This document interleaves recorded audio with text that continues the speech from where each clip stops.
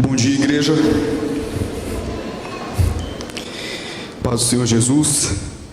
Meus irmãos, nós vamos refletir na palavra do Senhor nessa manhã. Quero convidar a igreja a abrir a palavra do Senhor lá no Evangelho de Marcos, capítulo 4.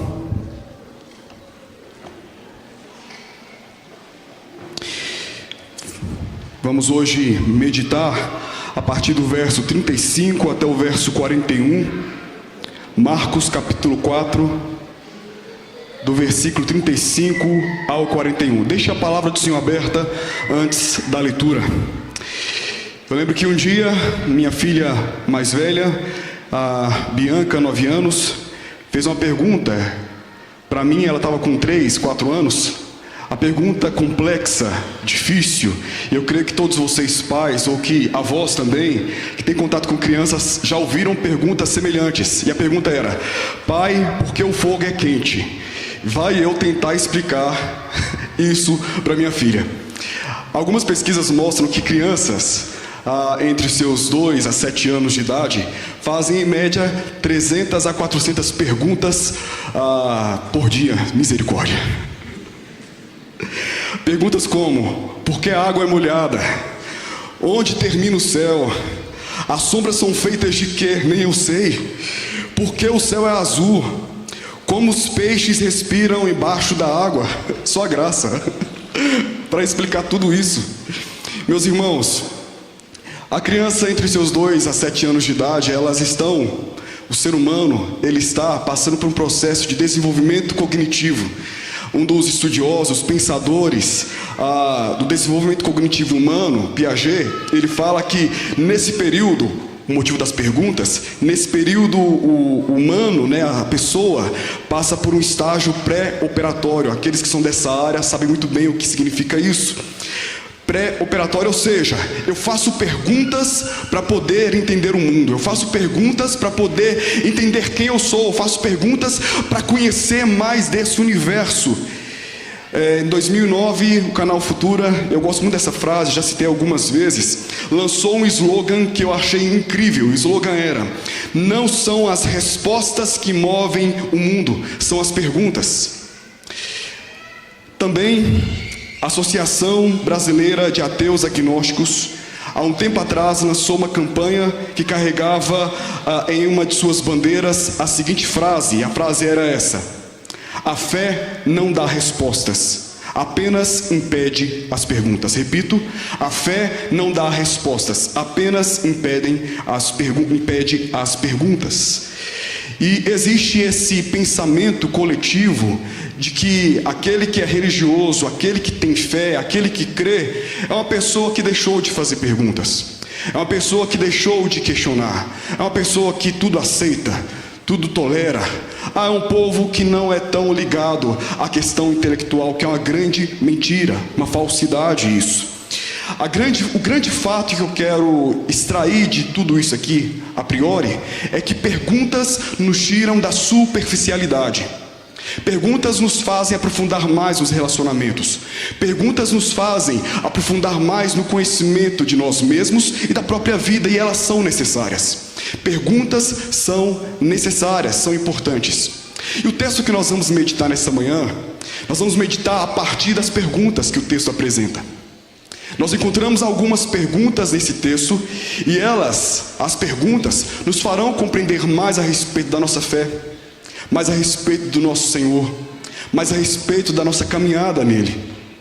Meus irmãos, vamos ler então Marcos capítulo 4, versículo 35 ao 41, e assim diz a palavra do nosso Senhor.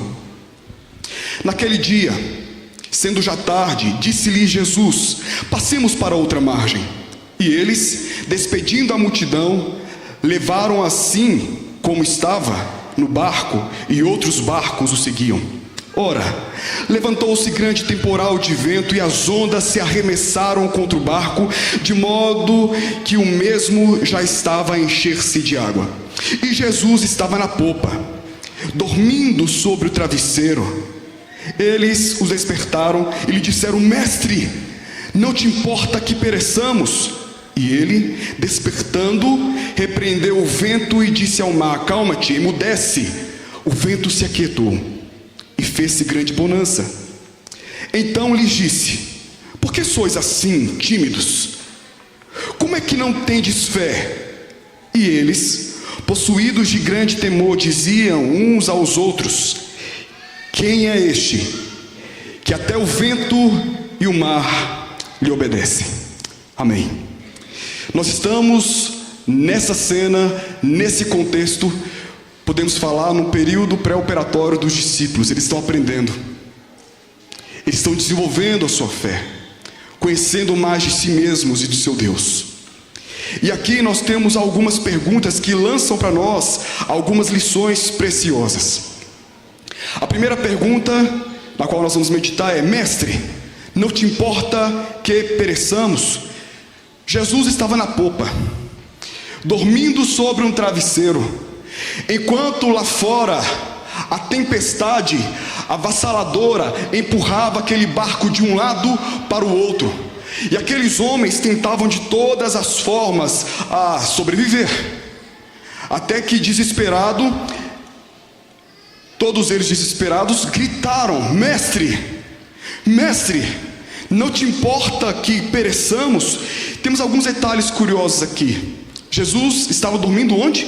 Na popa, que era a parte oposta à proa. E era ali na popa onde fica geralmente o leme que dirige o navio, que dirige o barco para o caminho que quer conduzir. Jesus deitava ali, Jesus dormia ali, em sono profundo, visto que aquela tempestade não tinha o acordado. De repente o clima mudou, de repente o clima alterou.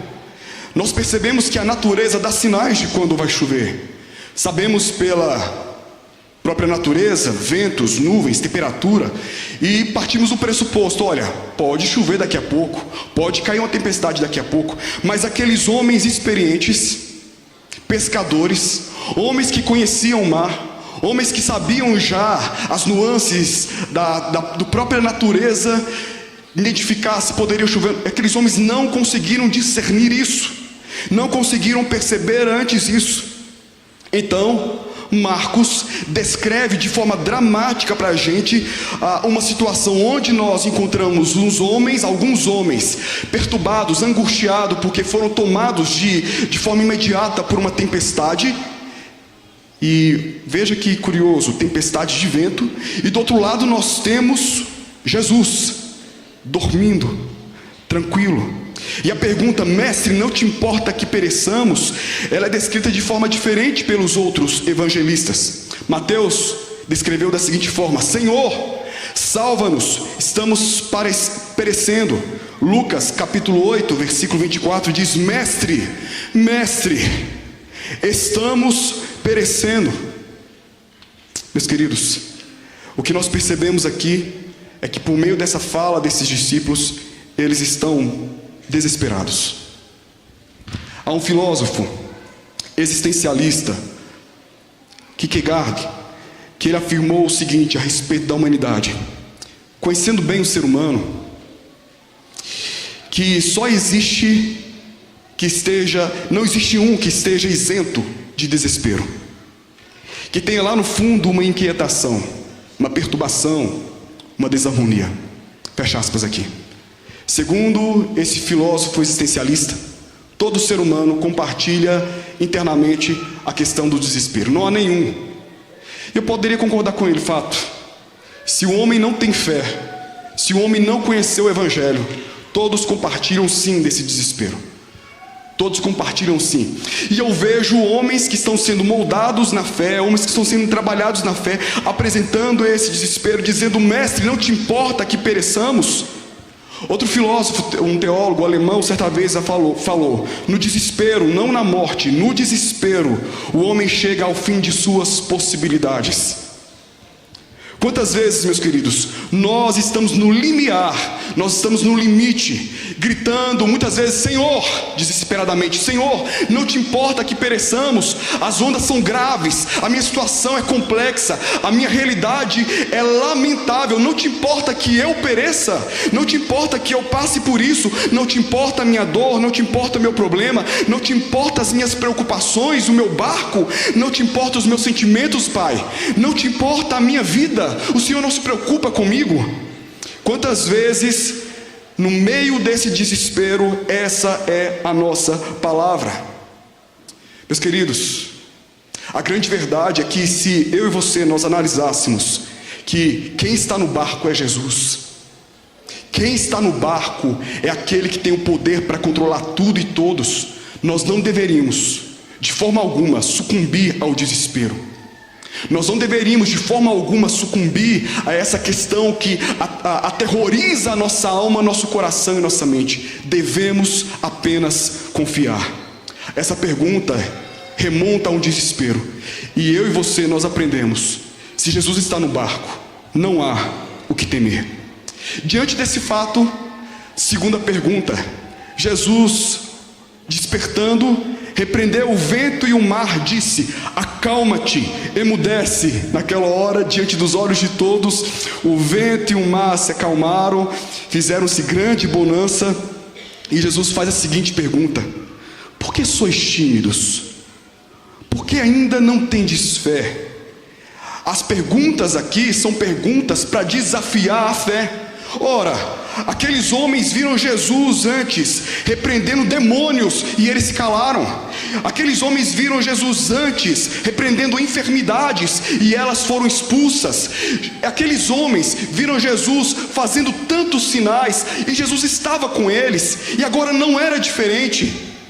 Porque aqueles homens, porque eles foram tomados por essa timidez? E timidez aqui é medo. É medo. É medo que me impede de agir, medo que me impede de confiar, é medo de perder alguma coisa. É esse medo aterrorizante. Por que vocês são tímidos? Por quê? Sou eu, Jesus, sou eu que estou no barco com vocês. Ainda não tendes fé? Ainda vocês não conseguem crer, não conseguem ver? Se tivessem fé, saberiam que embora dormindo, eu posso guardar vocês. Se tivessem fé, saberiam que eu posso guardar todos vocês. Eles estavam com medo, embora Cristo estivesse no barco. E a fé, meus irmãos, ela sim dissipará o medo. Foi isso que Jesus nos ensinou em João 14:1, que o coração de vocês não se perturbe. Creiam em Deus, creiam também em mim. Não sejam tomados pelo medo, não fiquem tímidos. Creiam em Deus, creiam também em mim. Eu estou no barco, não importa a tempestade, eu estou com vocês. E mesmo dormindo, pode ter certeza, eu garanto, vocês estão protegidos. Fato é que sabemos pela Escritura Sagrada que Deus, a Trindade Santa, não dorme. Não dorme. Nós estamos protegidos. E a última pergunta: quem é este?